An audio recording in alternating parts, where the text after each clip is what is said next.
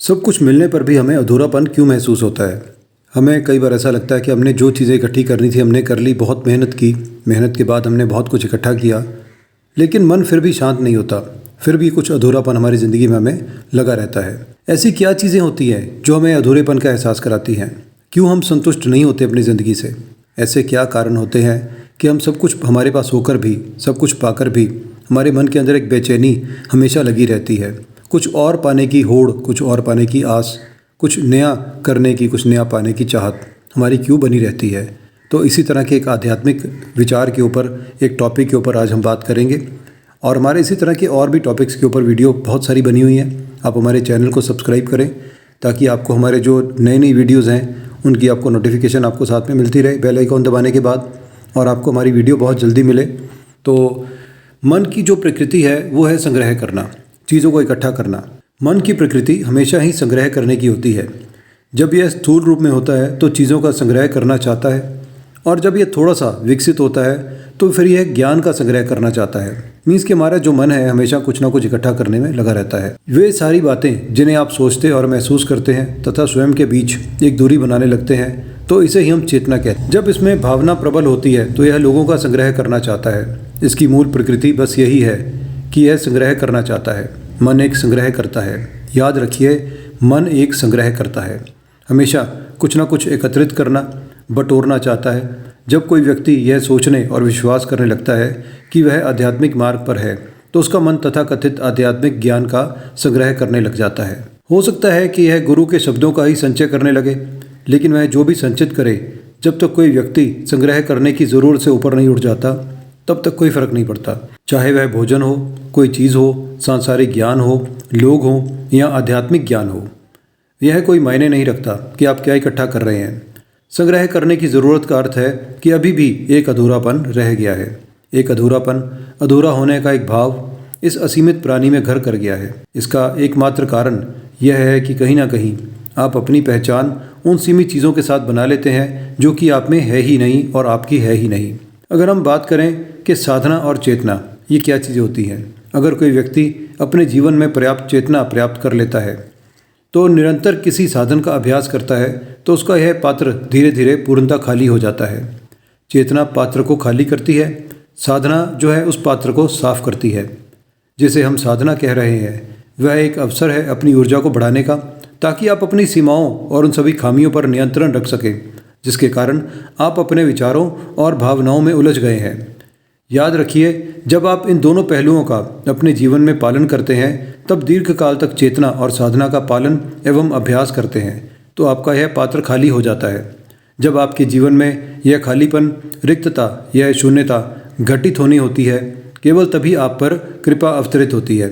वास्तव में कि भगवान की कृपा के बिना, यूनिवर्स की कृपा के बिना कोई कहीं नहीं पहुंच पाता।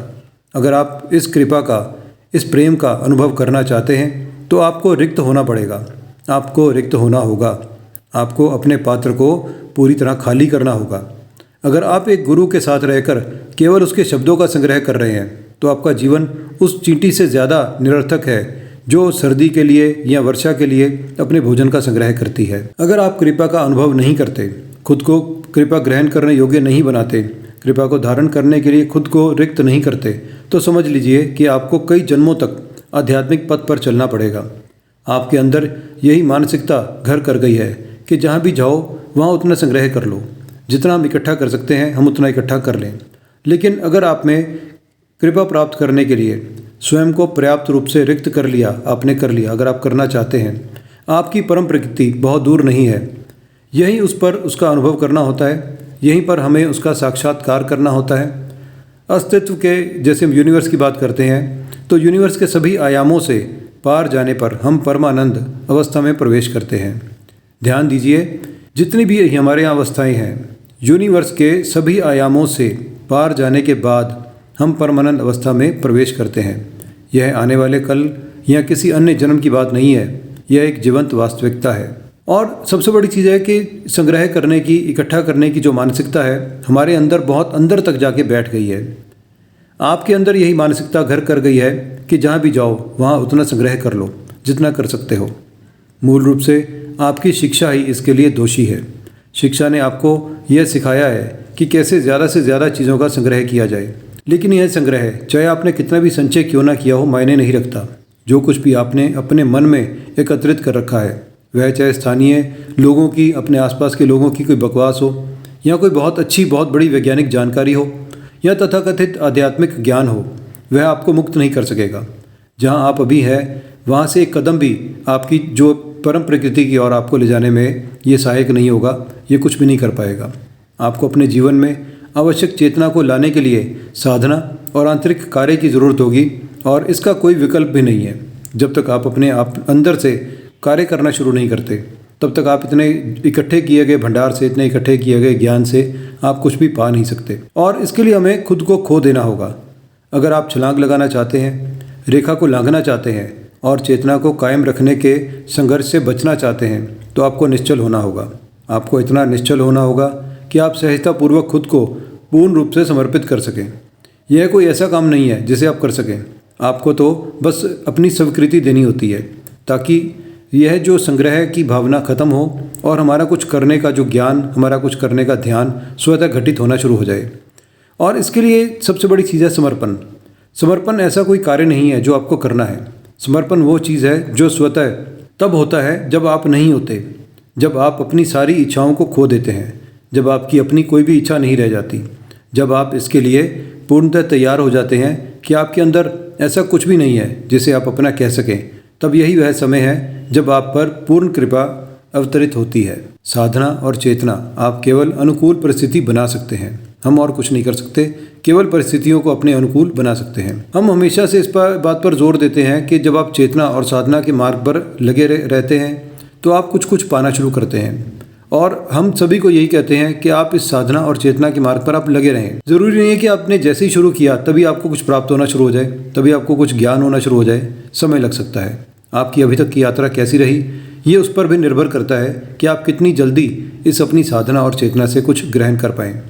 अगर आप सहजतापूर्वक इस रेखा को पार करते हैं तो यह अद्भुत है, लेकिन अगर आप लांघने का प्रयास करते हैं तो आप देखेंगे कि आप खुद को धोखा दे रहे हैं, क्योंकि ऐसे रेखा को पार किया ही नहीं जा सकता। यह केवल अपने आप हो सकता है। हम कोशिश करें तो हम नहीं कर सकते। जब निश्चल भाव से, सहज भाव से ये अपने आप हो जाएगा, तब हम इस रेखा को पार कर सकते हैं, तब हम उस चीज़ को पा सकते हैं, परम आनंद को पा सकते हैं। कोई भी योग्यता ऐसा नहीं करवा सकती। हम जिस प्रकार सोच और महसूस कर रहे हैं, उसका केवल निरंतर बंधन का जाल निर्मित हम अपना किए जा रहे हैं। अगर आप अपनी सभी क्षमताओं और अक्षमताओं को, सभी पसंद नापसंद को, और इससे ज़्यादा निरर्थक बातों और तत्वों को, जिन्होंने आपको यह सोचने के लिए बाध्य किया है कि दरअसल यही मैं हूँ, जो भौतिक चीज़ें हैं यही मैं हूँ, त्यागने के लिए अगर आप इनको तैयार हैं, अगर आप उन सभी तत्वों को छोड़ने के लिए तैयार हैं जो आपके सीमित अस्तित्व को सहारा देते हैं, तो केवल तभी आप पर कृपा अवतरित होगी। और यह कोई ऐसा काम नहीं है जिसे आप कर सकें। आपको तो बस ये स्वीकृति देनी होती है ताकि वह स्वतः घटित हो सके। लेकिन चेतना और साधना की प्रक्रिया ये ऐसी स्थिति है जिसकी ये रचना हम खुद कर सकते हैं, जहाँ पर निश्चित रूप से हमारे लिए कुछ ना कुछ अवश्य घटित होगा। तो बात करते हैं कि क्या है चेतना और साधना। इसको बहुत आसान शब्दों में समझते हैं। हम जिस प्रकार सोच और महसूस कर रहे हैं, उसमें केवल निरंतर बंधन का जाल निर्मित किए जा रहे हैं। वे सारी बातें जिन्हें आप सोचते और महसूस करते हैं तथा स्वयं के बीच जब एक दूरी बनने लगती है, वे सारी बातें जिन्हें आप सोचते और महसूस करते हैं तथा स्वयं के बीच जब एक दूरी बनाने लगते हैं, तो इसे ही हम चेतना कहते हैं।